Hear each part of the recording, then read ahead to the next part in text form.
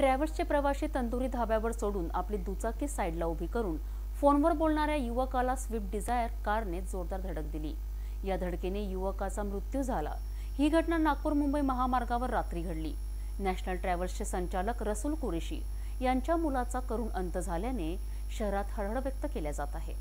Badnera police station अंतर्गत राष्ट्रीय महामार्ग क्रमांक 53 वर आर्को गॅरेज नजीक स्विफ्ट डिझायर 4 चाकी गाडीने दुचाकीवर उभे असलेल्या एका 40 वर्षीय युवकास भरधाव वेगाने धडक दिल्याने त्या युवकाचा जागीच करुण अंत झालाय।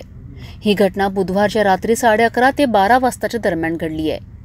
बडनेरा पोलीस स्टेशन अंतर्गत नागपूर मुंबई राष्ट्रीय महामार्ग क्रमांक 53 वर आर्को गॅरेज नजीक नॅशनल ट्रॅव्हल्सचे संचालक रसूल कुरेशी यांचा मुलगा अक्रम रसूल कुरेशी हा तंदुरी धाब्यावर ट्रॅव्हल्सचे प्रवासी सोडून आपल्या दुचाकी वाहन क्रमांक MH27 AL 8070 या स्लेडर गाडीवर रस्त्याच्या कडेला उभे राहून फोनवर बोलत असताना दिग्रसवरून अमरावतीकडे येणाऱ्या स्विफ्ट डिझायर या कारने भरधाव वेगाने येऊन दुचाकी स्वार अक्रम याला जोरदार धडक दिली।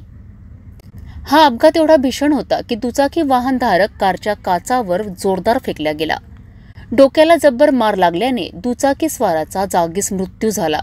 या घटनेची माहिती बडनेरा पोलीस स्टेशनला प्राप्त होताच वरिष्ठ पोलीस निरीक्षक पुनीत कुलट यांच्या मार्गदर्शनाखाली पोलीस पथक घटनास्थळी रवाना झालेत व कार चालक प्रशांत सुरेश पांडे याला ताब्यात घेऊन आरोपी विरुद्ध मोटार वाहन कायदा अंतर्गत कारवाई करण्यात आली।